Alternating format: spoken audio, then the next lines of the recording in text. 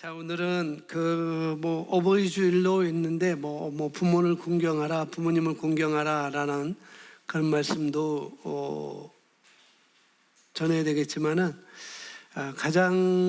가정의 달에서 가장 중요한 것이 말한다면 사랑이지 않을까. 그래서 사랑에 대해서 제목처럼 사랑해서 주는 것. 사랑하기 때문에 사랑하여서 주는 것, 그런 제목을 써봤습니다. 제 중간 멘토 목사님께서 하신 메시지를 제가 좀 추려서 말씀을 전하는 이 시간이거든요. 또 왜 우리가 우리 감정을 다스려야 되냐면은 새로운 피조물은 반드시 감정을 다스릴 수 있는 그런 절제가 우리에게 있어야 되거든요. 그래서 우리가 감정을 드러내지 않는, 물론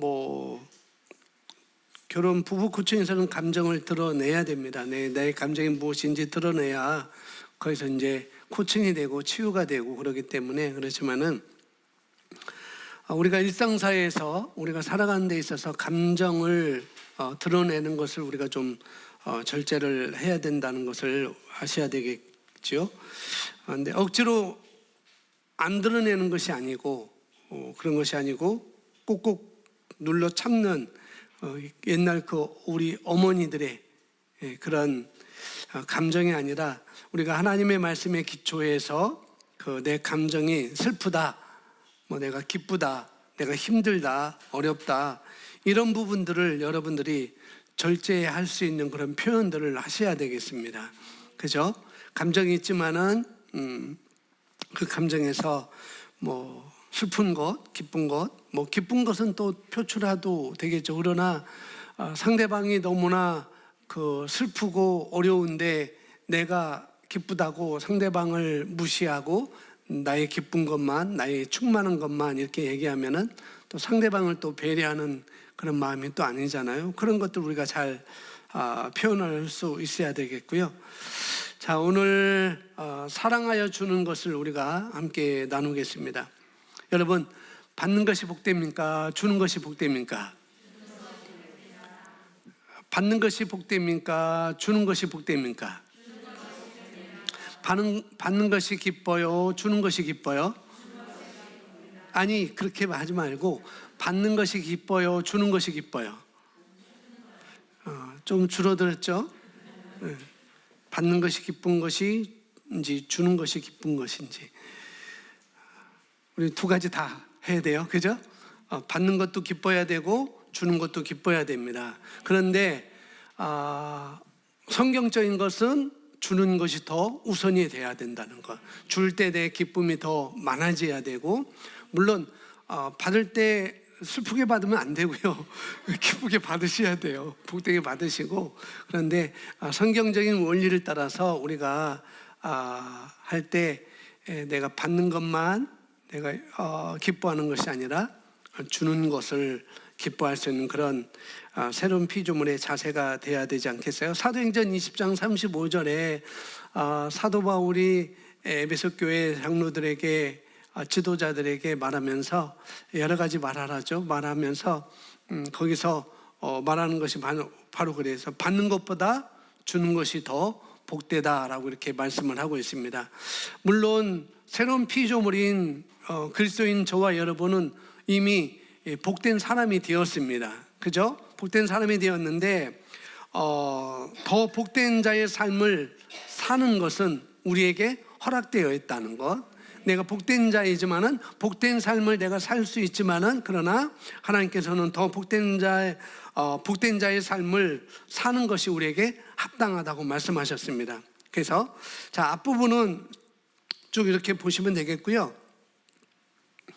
그래서 우리가 밑줄 친 것입니다. 우리가 하나님을 사랑한다는 것의 의미는 무엇인지 성경에 나와 있고, 그러면은 어떻게 주는 것일까? 어떻게 주는 것일까? 그 부분을 보시면 되겠습니다. 하나님을 사랑하는 것과 이웃을 사랑하는 것은 다른 계명이 아니라 하나입니다. 다른 사람을 사랑하는 것이 곧 하나님을 사랑하는 것입니다. 마태복음에 언급된 사랑이란 단어는 헬라어로 보호해 주는 것, 즐겁게 해주는 것, 기쁘게 해주는 것, 만족해 해주는 것을 의미합니다. 하나님의 사랑이 세상과 다른 것이 있다면 특별한 사람이 아닌 선인과 악인들 모두를 사랑하신 것입니다. 그래서 요한복음 3장 16절 말씀 우리 함께 읽을까요? 하나님이 세상을 이처럼 사랑하사 독생자를 주셨으니. 아멘. 따라합니다. 사랑은 주는 것입니다. 사랑은 주는 것입니다. 최고의 것을 주는 것입니다. 예, 사랑은 주는 것이고 최고의 것을 주는 거예요. 다 떨어진 거 주는 것도 아니고 중고를 주는 것도 아니고 그런 것입니다. 최고를 주는 것이 바로 사랑인 것입니다. 그리고 말씀을 행하는 것이 바로 사랑하는 거예요. 아멘. 내가 아내에 대해서, 내가 내 남편에 대해서, 내가 내 부모에 대해서, 내 자녀에 대해서 말씀을 행하는 것이 바로 아내를 사랑하는 것이고, 남편을 사랑하는 것이고, 부모님을 사랑하는 것이고, 자녀를 사랑하는 것이고, 형제를 사랑하는 것이고, 그런 것입니다. 말씀을 지키는 것이, 말씀을 행하는 것이 사랑한 것이다 라고 했는데, 다른 말로 하면 말씀을 지키는 것이 바로 사랑인 것입니다. 다른 말로 얘기하면은 누가 완벽하게 지킬 수 있나요? 누가 하나님의 말씀을 완벽하게 지킬 수 있느냐라고 우리가 얘기할 수 있겠지만은, 좀 더 쉽게 얘기하면은 말씀을 지키려고 의지를 두고 하나님의 말씀을 지키려는 그런 의지를 두고 마음을 두는 사람, 그것이 바로 말씀을 행하는 것이고 지키는 것입니다. 그런데 지키려고 하지 않은 마음과 동기가, 그런 의도도 없어요. 내가 내 마음을 다해서, 내 혼을 다해서, 내 몸을 다해서 그것을 지키려고 의지를 두고 마음을 두는 사람, 그런 마음과 동기가 또 의도도 없다. 그러면은 그 사람은 사랑해서, 그 사람은 하나님을 사랑하여서 예배 드리는 것이 아니라는 거죠. 예배에 대해서도 똑같이 볼 수 있습니다. 내가 마음도 없고 동기도 없고 의지도 없는데, 의도도 없는데 예배를 드린다? 그것은 예배 드린 것이 아니고, 그것은 그 교회 모임에 참여하는 것도 아닙니다. 그런 마음이 있다고 한다면 뭐죠? 사랑하지 않는 것이죠. 마음도 없고 동기도 없고 의도도 없어요. 그것은 사랑하지 않는 거예요. 그냥 습관적으로 앉아 있는 것이고, 그냥 생각 없이 앉아 있는 것이 바로 그런 사람의 모습인 것이죠. 말씀은 생각하고 듣고 생각하고 또 어떻게 해요? 행하는 것이, 우리가 말씀을 듣는 것이 하나가 되겠습니다. 여러분, 어떻게 주는 것이, 어떻게 줘야 되는가? 어떻게 줘야 되는가? 사랑을 어떻게 줘야 되는가? 사랑을 어떻게 주는지 세 가지로 이 빨간 글씨로 제가 써놨습니다. 다시 말합니다. 하나님의 말씀을 행하는 것을 다른 말로 하면은 말씀에 반응한다고도 말할 수가 있습니다. 아멘. 말씀에 반응하는 것. 해수자매, 이게 반응하는 거예요. 막 썼다가 해수자매 하니까 저를 쳐다보는 것, 이게 반응하는 것입니다. 하나님의 말씀에 내가 그렇게 반응하는 거예요. 아멘. 그러니까 믿음은 하나님의 말씀에 대한 인간의 영, 중심의 반응이라고 말씀하고 있잖아요. 그래서 반응이 없어요. 그러면은 믿음이 안 세워질 거예요. 분명히 반응이 없으면. 그래서 반응하기 위해서 우리가 뭐 해야 되는가? 신경 써야 됩니다. 반응하기 위해서 뭐 해야 된다고요? 신경 써야 돼요. 말씀을 듣기 위해서 우리가 신경 써야 됩니다. 그래서 믿음은 들음에서 난다고 그랬잖아요. 뭘 듣느냐? 그리스도의 말씀, 하나님의 말씀을 듣는 데서 믿음이 온다고 말씀하고 있으니까 말씀을 듣는데 내가 신경 써야 됩니다. 그때 믿음이 오는 거거든요. 내가 거기에 마음의 동기도 없고 마음의 어떤 의도도 없는데 어떻게 믿음이 오겠어요? 말씀은 우리에게 믿음을 준다고 하는데, 그런데 그 말씀에 대해서 내가 마음도 없고 동기도 없고 의도도 없다고 한다면 결코 나에게 믿음이 올 수가 없는 것이죠. 바로 그런 것입니다. 자, 세 가지를 보겠습니다. 사랑을 해서 사랑하여 주는 것입니다. 그래서 사랑해 주는 것이 어떤 것인지, 어떻게 주는 것인지 첫 번째 보겠습니다. 첫 번째 뭐예요? 예, 사랑을 해주되 차별 없이 줄 수 있어야 됩니다. 그래서 로마서 5장 6절부터 8절까지 써놨는데요. 함께 읽겠습니다. 시작. 우리가 아직 연약할 때에 그리스도께서 경건치 아니하는 자들 위하여 죽으셨느니라.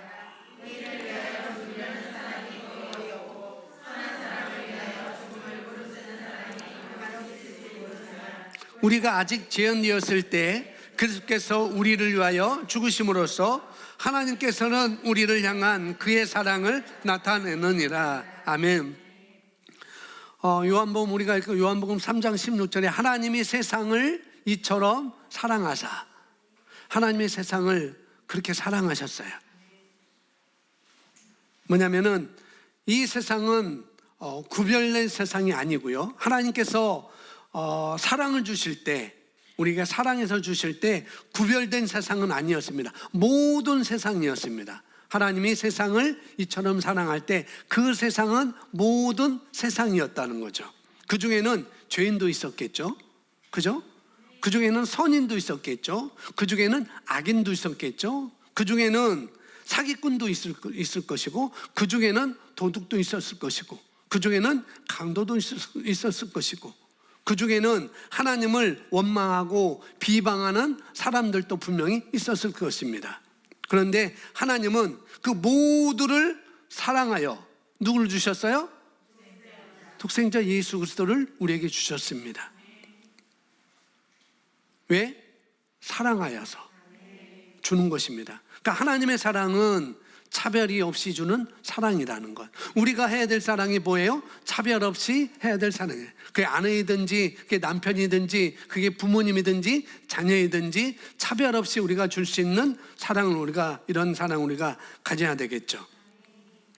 그래서 하나님께서 모두를 사랑해서 예수 그리스도를 이 땅에 보내신 것이 바로 사랑의 증거이자 표현이셨습니다. 다시 말합니다. 사랑은 주는 것입니다. 어떤 것을? 소중한 것을 주는 거예요. 소중한 것을 주는 건데 어떻게 주느냐? 편견 없이 주는 것이 바로 하나님의 사랑이었습니다. 고린도후서 8장에 보면은 하나님께서 사도 바울이 이제 고린도 교회에 자기의 동역자 디도를 보내요. 고린도 후서에 보면은 자기 사랑하는 동역자 디도를 고린도 교회에 보내면서 어떻게 얘기하냐면은 고린도 교회 교인들한테 뭐냐면은 디도가 너희에게 가는데 너희가 여러분이 사랑을 그에게 보여주세요라고 이렇게 말을 하거든요. 그래서 이 디도는 나의 동역자고 나와 함께 일하는 일꾼이고 그런 사람인데 그런 사랑을 보여주세요라고 이렇게 말을 하거든요. 그래서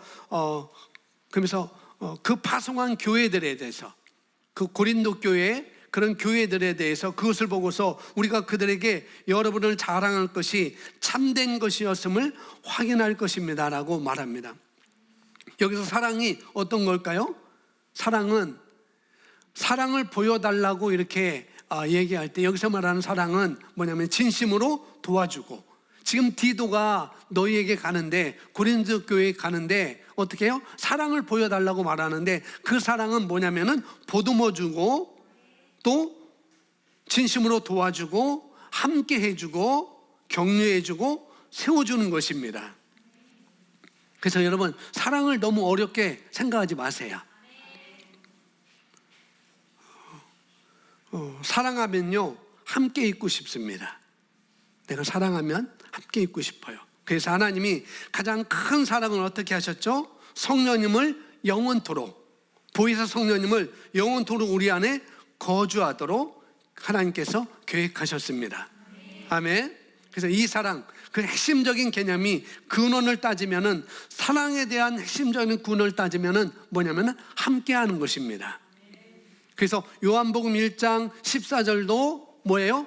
말씀이, 예수님께서 우리 가운데 거하시려고 오셨다고 그랬잖아요. 말씀이 육신이 되어서 함께 하려고 예수님이 우리에게 오셨습니다. 그리고 예수님이 가시면서 여전히 또 성령님을 보내주시는데 어떻게 해요? 우리 안에 계시면서 영원히 영원토록 함께 할 수 있도록.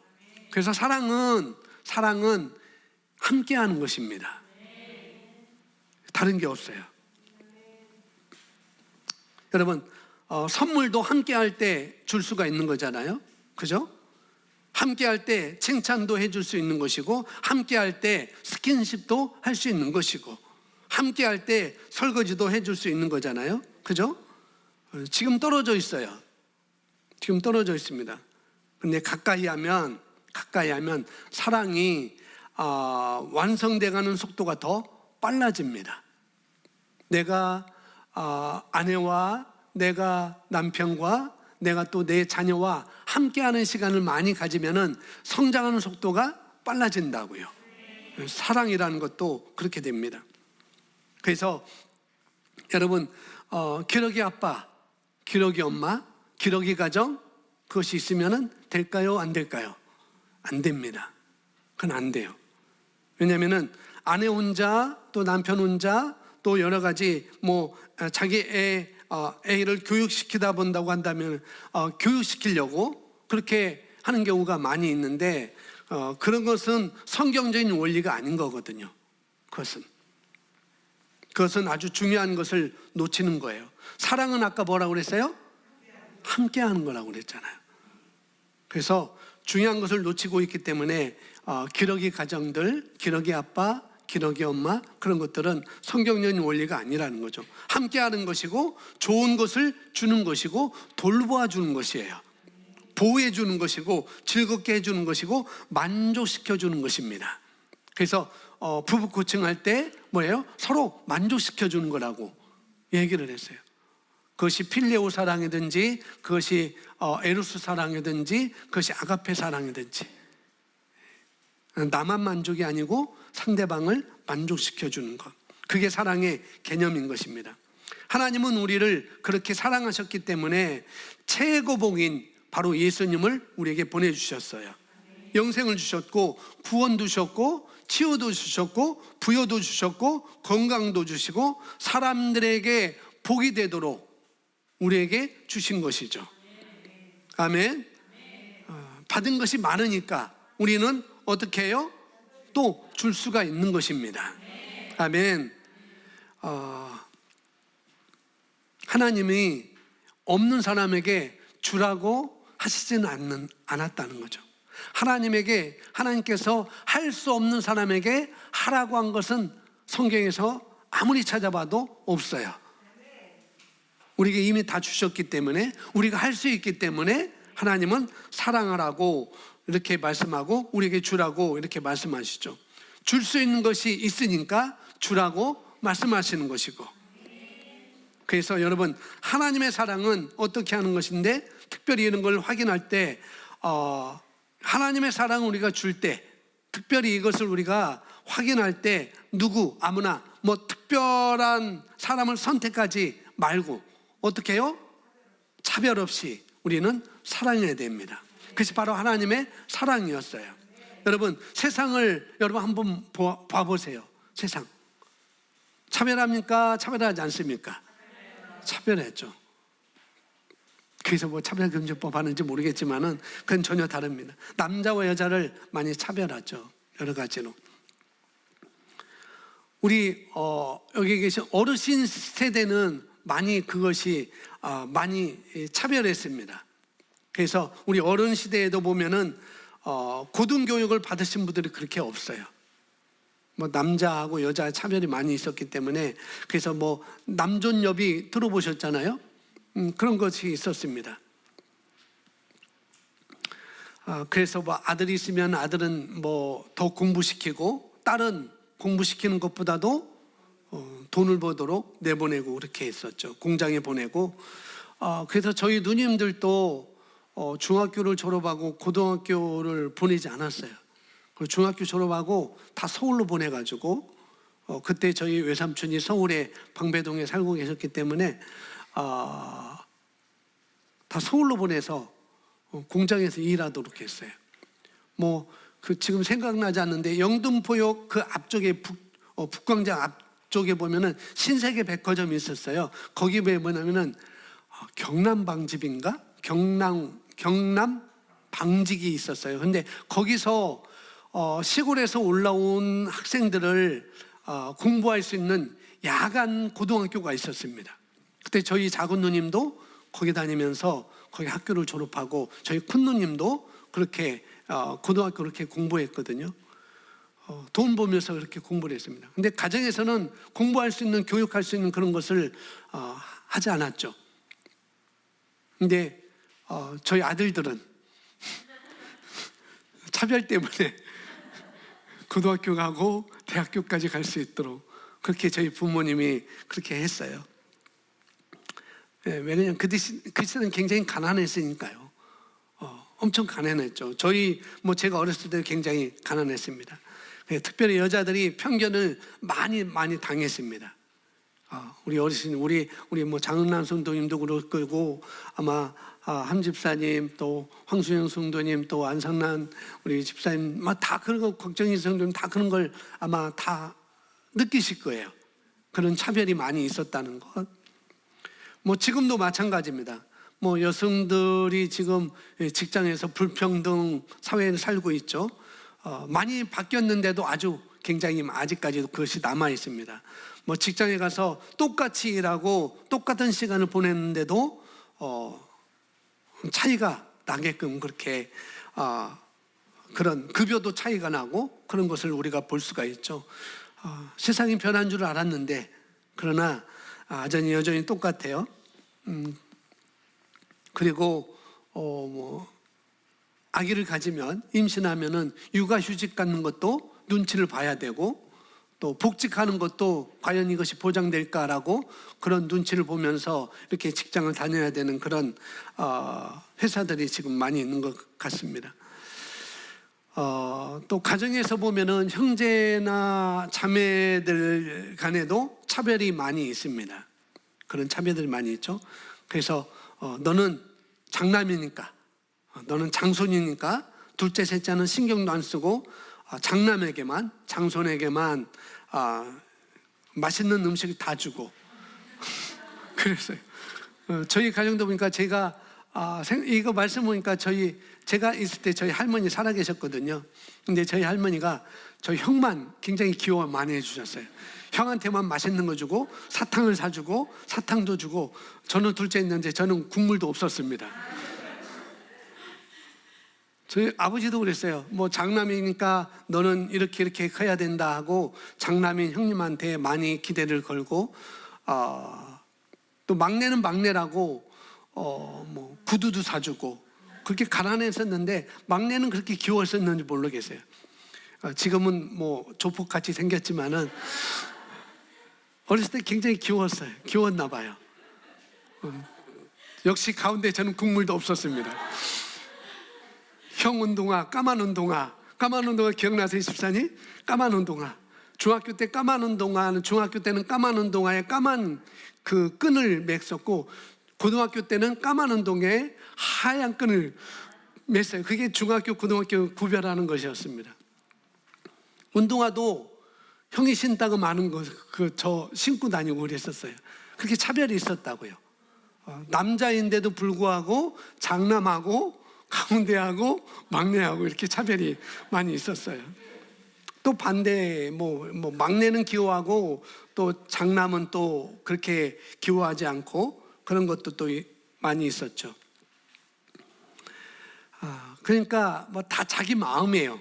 장남을 좋아한다든지 막내를 좋아한다든지 그건 다 자기 마음이었습니다. 자기 마음대로 하는데, 여러분 아세요? 하나님을 믿는 자의 인격과 성품 가운데 상당히 중요한 것 중에 하나가 뭐냐면은 형제 우애입니다. 아멘. 그런데 이 형제 우애를 만드는 첫 번째 그림이 뭐냐면은 부모의 공평한 사랑이라는 것. 그래서 부모의 공평한 사랑이고 공평한 기회를 주는 것이 바로 형제 우애를 할 수 있는 그런 것이죠. 성경적인 걸 보세요. 성경적인 거. 누굴 볼 수 있냐면은 에서와 야곱, 특별히 에서와 야곱을 볼 수 있죠. 아버지는 누구를 좋아했어요? 큰아들 에서를 좋아했습니다. 아주 야성적이고 남성적이고 사냥 같은 거 좋아하고. 근데 엄마 리브가는 누굴 좋아했어요? 야곱을 좋아했어요. 여성적이고 순잔하고 가정 살림살이를 도와주는 남자임에도 불구하고 그런 아주 차별의 대우를 많이 한, 편애를 많이 한 것을 성경에서 볼 수가 있습니다. 결국 작은 아들이 뭐 형을 시기게 했는지, 아버지가 형을 그렇게 사랑하니까 시기게 했는지 시기 때문에 그랬는지 몰라도 형의 장자권을 또 빼앗아가고, 결국에는 형제 우애가 갈라져서 나중에는 야곱이 아니고 야곱인가요? 야곱이 집을 떠나게 되는 그런, 속이는 자로서 집을 떠나게 되는 그런 거죠. 누구 때문에? 부모님의 편애 때문에. 너는 장남이고 너는 차남이고, 너는 이래서 내가 사랑하고 너는 이래서 내가 사랑하고, 이 부모의 이런 차별 때문에 결국에는 이 형제가 철천지 원수가 되는 거예요. 천천히 원수에. 물론 하나님께서 개입하셔서 결국은 이 에서와 야곱은 화해를 했지만은 그것도 자기 스스로 화해한 게 아니에요. 에서 형이 그때를 아직까지 20년 넘게 그걸 마음에 품고 있었거든요. 동생을 만나기만 하면 내가 쳐 죽으리라. 아주 그런 상처를 갖고 있었어요. 그래서 야곱이 자기 집으로 고향으로 온다는 소리 듣고 어떻게 해요? 400명에 자기 혼자 와서 해도 야곱은 분명히 죽을 수 있어요. 근데 400명 데리고 오잖아요. 야곱을 죽이려고. 그러니까 야곱이 갈 수가 없는 거예요. 옛날에 생각하니까. 엄마 때문에, 아빠 때문에. 결국은 하나님이 개입하셔서 도우심으로 화해를 갖지만은, 여러분, 형제일수록 원수가 될 확률이 높은 이유가 뭐냐면은 공감하는 능력이나 또 이해할 수 있는 그런 환경이 주어지지 않기 때문에 그런 것입니다. 그게 바로 이 세상인 것이죠. 여러분, 그런 세상에 살았기 때문에 그렇게 세뇌되었고, 여러분 자식을 우리가 낳았어요. 내가 그런 세상에 살았고 그런 세뇌가 되었습니다. 그렇기 때문에 그런 세상에 우리 그런 세상 속에서 우리가 자식을 낳았어요.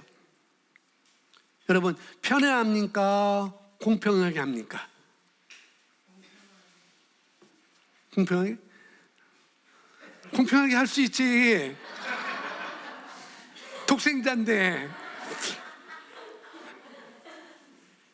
누군 하나 더 있어봐. 양심에 손을 얹고 한번 생각해 보세요. 얘들아, 아빠 엄마가 너희를 편애한 것 같아? 안 한 것 같아? 모르겠어? 네. 가끔 있대요. 있대요. 이렇게. 우리는 아는 것 같지만. 놀랬네요. 나는 안 그런 줄 알았는데. 충격 먹었어요. 말씀을 마쳐야 되겠습니다.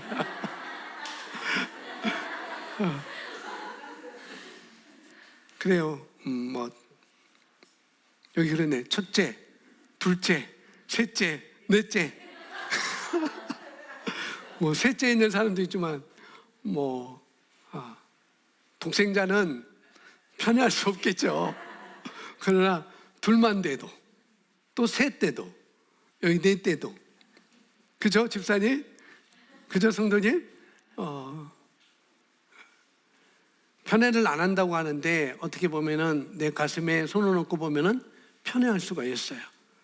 또 나는 안 그렇다고 하는데 그 애들은 그렇게 이해할 수가 있습니다. 막내만 막내만 귀여워하고.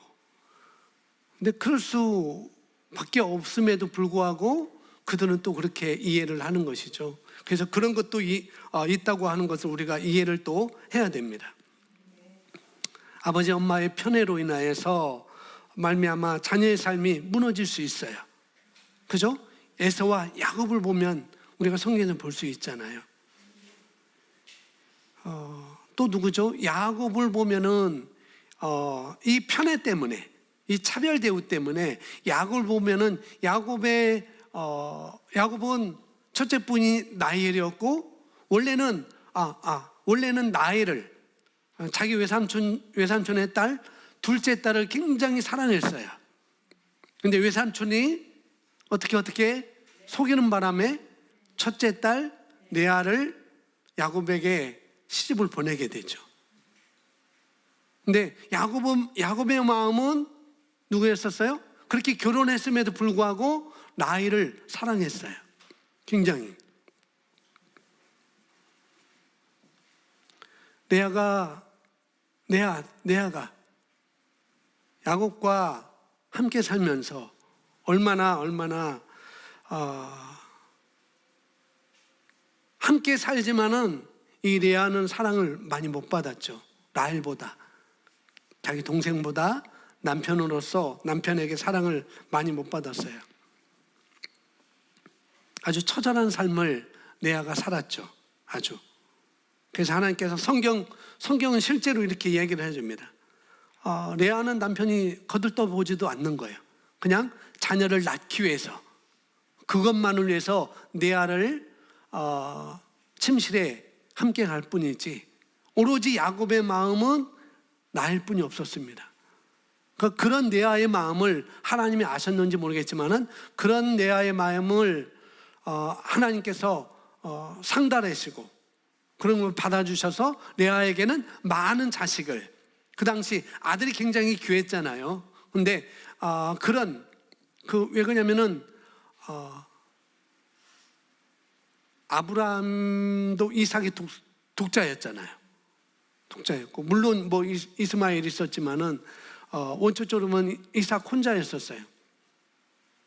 그렇기 때문에 야곱도 그런 생각을 할 수가 있었겠죠. 근데 하나님께서 이 레아를 마음을 아셔서 자녀를 많이 낳게 하고, 물론 라헬도 나중에 뭐 요셉하고 베냐민 둘을 낳게 해서 그렇게 하지만은 바로 편애.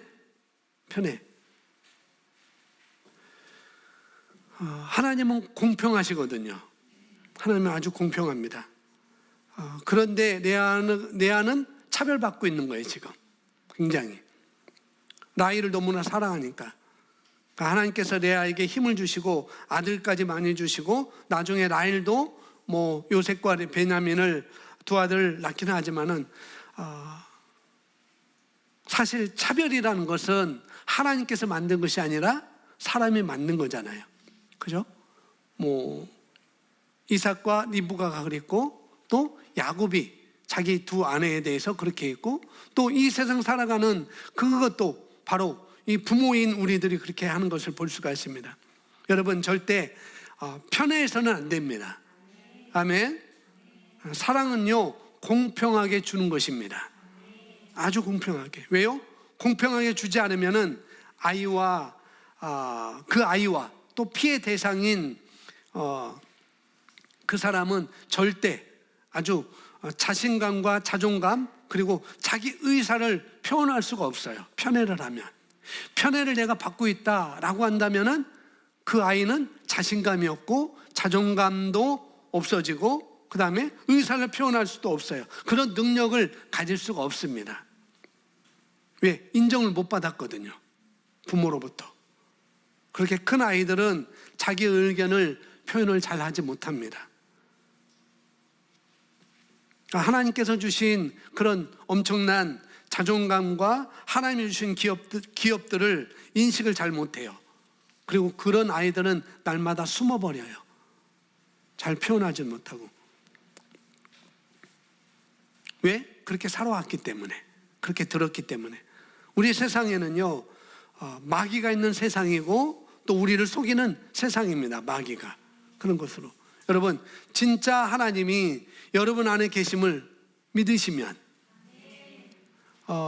설령 부모님이 우리 뭐 여기는 아이들이 없으니까 여기 청년들이 조금 있으니까 부모님이 나를 그렇게 편애했다 할지라도, 그런 편애를 내가 느꼈다 할지라도 어떻게 해요?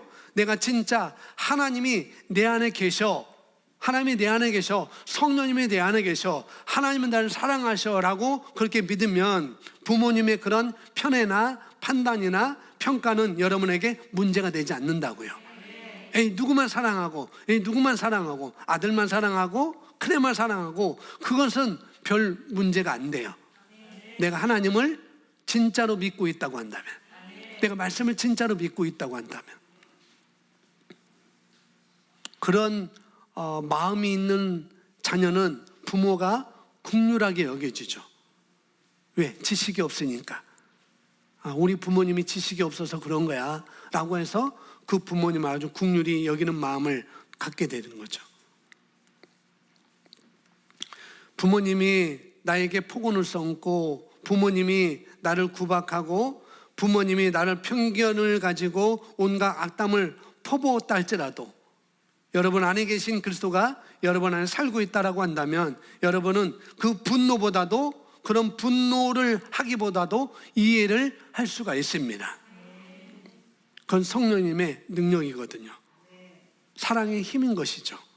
아멘. 아주 중요한 얘기를 얘기 드릴게요. 시간이 많이 갔는데 제가 오디오북으로 읽었습니다. 이 책은 오디오북으로 제가 읽었어요. 뭐냐면은 바보 빅터 이야기. 읽어보신 분. 바보 빅터 이야기. 한번 보세요. 이건 뭐 경제에서는 가난한 아빠, 부자 아빠를 읽어보시면 좋겠고요. 이 가정 자녀에 대한 것은 이 바보 빅터 이야기를 보시면 좋을 것 같아요. 빅터라는 아이가 있었어요. 빅터라는 아이가 있었는데 이 아빠가 학교 선생님으로부터 얘는 문제입니다. 얘는 전응아예요. 얘는 IQ가 73입니다. 그러니까 얘는 이 보통 학교를 보내지 말고 특수학교를 보내야 됩니다. 그렇게 선생님이 그렇게 얘기를 해요. 아이도 있는 상태에서 그렇게 얘기하죠. 근데 아빠가 빅터를 보면서 했던 이야기가 이 이야기입니다. 어떤 이야기냐면은 저런 멍청한 여자의 말은 귀담아 들을 필요가 없다. 그러니까 선생님이 그렇게 얘기를 하는데 아빠가 빅터 있는 그 빅터에게 그렇게 말한 거예요. 저런 멍청한 여자의 말은 귀담아 들을 필요가 없다. 누가 뭐래도 너는 이 세상에서 제일 똑똑한 아이다. 마음만 먹이면 무엇이든지 할 수 있어. 알았지 빅터야? 라고 말해줘요. 이 빅터는 나중에 멘사 대표가 돼요. 멘사가 뭔지 아시죠? 찾아보시면 돼요. 근데 원래 이 빅터는 IQ가 73이 아니라 원래 뭐 말더듬이었지만은 선생님이 너무 말더듬하니까 얘는 IQ가 이렇게 나올 수가 없어 라고 하면서 앞에 일자를 빼버린 거예요. 원래 173인데 선생님이 얘는 이렇게 될 수 없어. IQ가 173이면 이렇게 말더듬할 수가 없어. 이렇게 전응할 수가 없어 라고 하면서 일자를 빼버리고 얘는 73이니까 특수학교를 보내야 된다라고 이렇게 얘기한 거죠. 그 반대편에 있는 또 한 가정이 있습니다. 로라의 가정인데요. 로라 아빠가 있습니다. 아주 감수성이 예민한 로라의 아빠는 이렇게 말합니다. 작가가 아무나 되는 줄 아나? 펜만 든다고 해밍웨이가 되고 셰익스피어가 된다라면 세상에 작가 아닌 사람이 없지. 모든 타고난 능력이 있어야 되는 거야. 허황된 생각을 하지 말고 현실적인 계획을 세워야지. 그때 로라가 말합니다. 그래도 아빠 꿈을 세울 수 있잖아요 아빠 라고 말하니까, 그러니까 로라에게 아빠가 말합니다. 우리 못난이. 로라의 별명이 못난이였어요. 어렸을 때부터. 부모가 어렸을 때부터 못난이라고 이렇게 로라를 불렀습니다. 그러면서 말합니다. 이 못난아 말했잖아. 꿈이라고 그럼 피겨 스타가 되겠다고 스케이트를 샀는데 그것도 내가 끝내지 못했지. 테니스 라켓도 몇 번 휘두르지 못하고 그만뒀지 아마. 그리고 피아니스트가 되겠다면서 배운 피아노는 그 꿈이 어디 간 거야? $5,000나 되는 이 피아노를 사줬더니 얼마나 못 가서 일주일에 한 번 칠까 말까 하더구나. 될성 싶은 나무는 떡잎부터 알아보는 거야. 그 흔한 글짓기상 한 번도 못 받은 주제에 내가 작가가 되겠다고? 꿈속에서 헤매지 말고 앞에 놓은 일이나 제대로 해, 이 못나나 라고 로라 아빠가 말하는 거죠. 결과는 바보 빅토 이야기를 읽어보시면 여러분 알 것입니다. 이게 우리 일상이라는 거죠. 어떤 가정은 그 자녀에 대해서 정말 그 자녀에는 어떤 말을 해줄까 그렇게 말하고, 어떤 가정은 정말 그 아이를 그렇게 못난이라고 이렇게 얘기를 하고. 아마도 그런 얘기를 우리도 들었을 것이고 들었으면서 컸을 것이고, 아마 여러분 자녀도 여러분 입으로, 그것이 엄마가 됐든지 아빠가 됐든지 아니면 제3자가 됐든지 그런 말을 우리 자녀들이 듣고 있을 것입니다. 그런 얘기를 많이 들었을 거예요. 그런데 문제는 뭐죠? 이게 진리가 아닐 수 있는데 자꾸 들었어요. 로라가 자꾸 어렸을 때 자꾸 이 못나나 자꾸 들었어요. 빅터는 어렸을 때 아빠로부터 아니야, 너는 대단해 그런 소리를 들었어요. 그런 소리를 로라처럼 자꾸 그런 소리를 듣는다는 거죠. 누구로부터? 특별히 가족으로부터, 아빠로부터, 엄마로부터. 근데 중요한 건 뭐냐면은 아버지와 어머니와 제3자가 나를 그렇게 판단할 수 있어요, 우리를.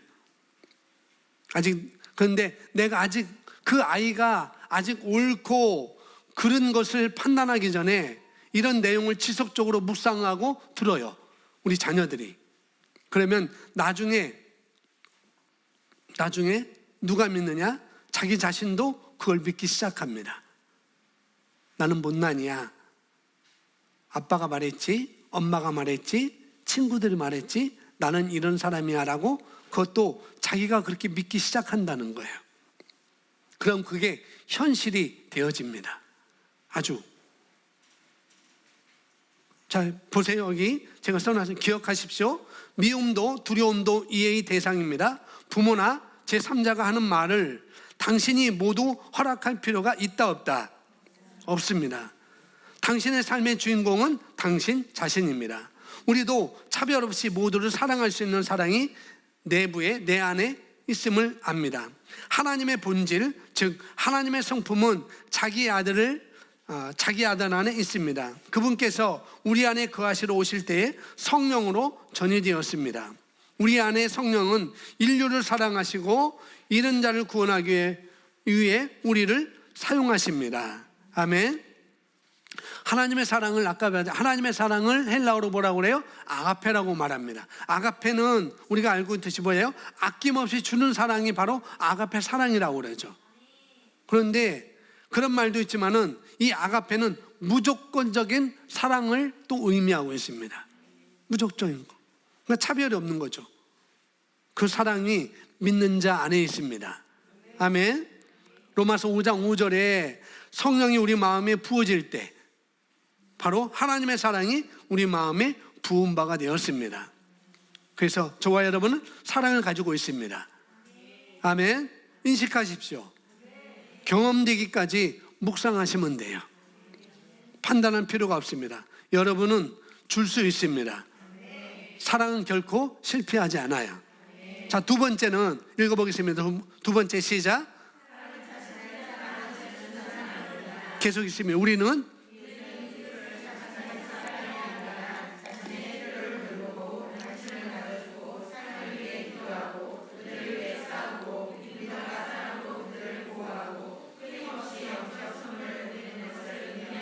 네, 여러분 자기 자신의 대상을 생각해 보세요. 나 자신을 생각해 보라는 거죠. 어떻게? 자기에게 사랑을 주는 거예요. 나 스스로에게도 사랑을 주세요. 그런 말을 들었다 할지라도 여러분 스스로에게 사랑을 주는 것입니다. 나를 돌봐주고 나의 필요를 내가 스스로 채워주는 거예요. 아멘. 나에게 관심을 더 갖고 나를 먹이고 나를 보호하는 거죠. 누가? 자기가 자기 자신을 그렇게 하는 것입니다. 운동하는 것도 마찬가지고요. 내 몸을 불리지 않는 것도 마찬가지입니다. 자신을 위해서 마음과 생각을 변화시키도록 훈련시키고 자기를 개발시키고 그대로 머물지 않고 어떻게 해요? 먹이기 위해서 자기는 영이기 때문에 말씀을 우리는 먹이는 것이죠. 그래서 체중 관리도 하시고 이것도 자기를 사랑하는 것입니다. 나를 관리하는 것이 바로 나를 사랑하는 거예요. 이것도 우리에게 있어야 된다고 성경은 말하고 있거든요.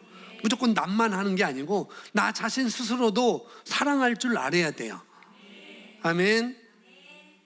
그래서 히브리서 10장 24절에 이렇게 말하고 있습니다. 함께 있습니다. 시작. 서로 마음을 써서 사랑과 어떤 사람들의 습관처럼 우리는 교회로 모이기를 서로 격려하여 그날이 가까워 오는 것을 볼수록 더욱 힘써 모입시다. 아멘. 그 사람의 일을 위하여 가장 최고의 복이 뭐냐면은 그 사람의 필요를 채워주도록 내가 드려지는 것입니다. 먼저 자기 자신을 위해서 드려져야 되고요. 두 번째는 다른 사람의 필요를 위해서 자기 자신을 드리는 것입니다. 그 사람의 필요가 채워지도록. 그래서 여러분 누구의 필요를 보았을 때 그 필요를 채우고자 내가 힘쓰면 어떻게 해? 나중에 내가 성장하게 됩니다. 결국 그 사람을 위해서 하는 것인데 누구를 위한 거냐면은 나를 위한 것, 자기 자신을 위한 것이 되는 것이죠. 이것이 바로 예수님이 사랑하시는 삶의 방식이었고 또 제자들의 삶의 방식이었습니다. 아주 아름답죠. 여러분 셀을 모여가지고 셀로 모여가지고 같이 맛있는 것도 먹고 지금 뭐 그럴 수 없지만은 기회가 되면은 그런 시간을 많이 갖는 거죠. 소풍도 가시고 혹시 그런 계획을 갖고 계세요? 셀하고 그런 것들을 가지시기 바랍니다. 셀에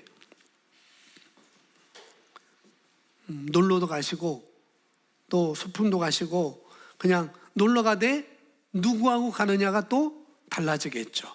아주 중요합니다. 함께 가고 또 사랑하니까 같이 가는 것이죠. 그럼 어떻게 해요? 필요가 보여집니다. 이 사람의 필요가 뭔지 볼 수가 있죠.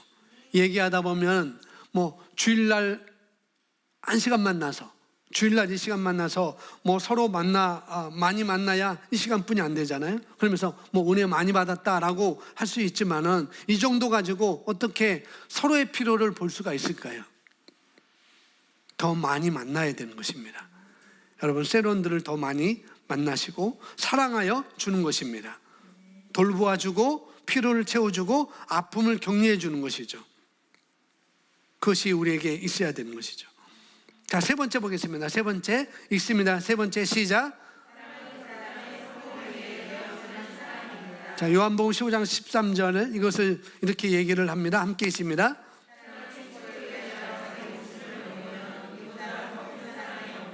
예, 가장 큰 사랑이 뭐냐 하면 그 친구의 성공을 위해서 그 사람의 성공을 위해서 그 사람을 위해서 자신을 드리는 것입니다. 이것이 가장 큰 사랑이라고 얘기를 하고 있습니다.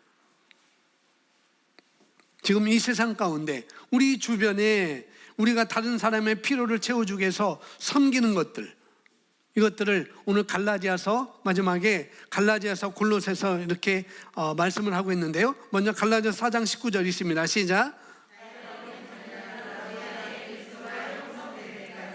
내가 다시 너희를 위하여 산고를 치느노라. 아멘. 사도 바울이 지금 말하고 있는 거예요. 너희를 위하여 산고를 내가 치른다. 사도 바울이 어떻게 산고를, 사도 바울이 지금 애도 안 낳아봤는데 어떻게 이런 얘기를 했을까? 아마도 상고를 치르는 장면을 보지 않았을까, 그렇게 우리가 생각할 수 있죠. 정말 그 산모가 힘을 주면서 아이를 낳기 위해서 힘을 주는 거. 뭐 저는 애들 낳을 때 현장이 없었어요. 뭐 교회에 있었고 잠시 집에 왔었고 그런데 집에 왔는데 쑥 아기가 나왔고 교회 있는데 쑥 아기가 나왔어요. 제가 머리가 빠진 것은 산모의 상고 때문에 제 머리를 끄집어 다녀서 그게 없어진 게 아니에요. 혹시 남편분들 상고 때문에 머리끄댕이 잡혀보신 분 없으시네요. 다행입니다. 사도 바울이 바로 이런 것을 자기가 봤다는 거죠. 내가 다른 사람의 필요를 채워주는 것을 내가 산고를 치르는 것과 같았다라고 이렇게 말을 하고 있어요. 그만큼 고통스러운 거죠. 자, 누구를, 성도들을 돌보는, 또 사랑해 주는 것. 여러분, 잘해주는 게 아니에요. 잘해주는 게 잘해주는 것이 아니라고요. 어떻게 해요? 정확하게 해주셔야 돼요. 다 과잉으로 해주는 게 그 애를 위한 것이 아니라는 거죠. 과잉 보고 그 애를 위한 것이 아닙니다. 정확하게 해줘야 돼요. 아닌 것은 아니라고 말할 수 있어야 됩니다. 과잉 사랑도 잘못된 것이고, 또 무관심한 것도 잘못된 것이고, 또 차별하는 것도 잘못된 사랑이죠. 말씀을 따라 정확한 기준에 근거해서 줄 수 있어야 됩니다. 자, 골로새 4장 12절 말씀 함께 있습니다. 너희 가운데 한 사람이며 글쎄 종인 에바브라가 너희에게 문안하노라. 그는 항상 너희를 위하여 애써 기도하니 이는 너희가 하나님의 모든 뜻 안에서 완전하고 온전하게 서도록 하기 위함이라. 아멘. 사랑을 주는 것 중에 하나가 뭐냐면 중보기도입니다. 남을 위해서, 세로를 위해서, 그 연약한 자를 위해서 기도해 주는 것. 그를 사랑함으로 기도하는 거예요. 그냥 의무적이가 아니라 사랑함으로 기도하는 것입니다. 여러분이 그를 위해서 중보 기도하면 피로가 보여집니다. 무슨 선물을 줘야 될지, 그를 위해서 기도하면, 그를 위해서 마음을 쏟고 있으면 무슨 선물이 필요한지 보여지고 생각나게 됩니다. 밑에는 자 읽어보시면 되겠고요. 제가 뭐 시간 가니까 이해는 들지 않겠습니다. 밑에 읽어보겠습니다. 이것들에 주의하십시오. 시작. 만일 우리 심령에 용서치 않음, 쓴 감정, 악의가 있게 한다면 성령 안에서 의와 평화와 기쁨의 왕국의 새 생명과 반대되는 행동으로 인해 결국 죄를 짓고 말게 됩니다. 한 개인이 내면에서 쓴 감정이 치밀어 오는 순간 이것은 괴로움을 자아내고 동요시키고 더디게 합니다. 우리는 우리 안에 있는 사랑으로 악을 이깁니다. 글쎄의 법은 사랑입니다. 사랑을 주는 사람은 누구나 하나님으로부터 태어났고 하나님을 압니다. 자연인의 사랑은 미움으로 바뀔 수 있지만 하나님과 같은 종류의 사랑은 절대 모진 가시가 되지 않을 것입니다. 사랑은 동정심이 많고 용서하는 변화된 삶의 열매입니다. 하나님은 우리에게 사랑과 능력과 건전한 마음의 영을 주셨음을 우리는 늘 인식해야 합니다. 그는 주셨습니다. 역시 우리도 주는 자입니다. 우리는 이것을 늘 잊지 않습니다. 늘 인식합니다. 아멘. 하나님이 우리를 사랑과 또 우리의 능력 주시고 건전한 영을 주시고 또 뭐예요? 마음의 영을 주셨다고 디모데후서 1장 7절에 우리에게 말하고 있잖아요. 글쎄의 법이 사랑인 것입니다. 예수님의 법이 뭐라고요? 사랑이에요. 사랑. 그 법을 따라 여러분이 살고자 한다면 분명히 성령님께서 도와주실 것입니다. 아내를, 남편을, 또 부모님을, 자녀를 그 법을 따라 살고자 한다면 반드시 성령님께서 여러분을 도와주십니다. 여러분 힘만으로는 할 수 없어요. 그건 한계가 있습니다. 성령님이 도와주십니다. 가스레인지 맞죠? 가스레인지에 맛있는 국을 다 만들어 놓고 이걸 끓여야 돼요. 스위치를 켜는 것은 누가 해야 돼요?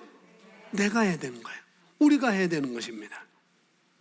그 사랑을 주는 것은 바로 우리가 해야 되는 거라는 거죠.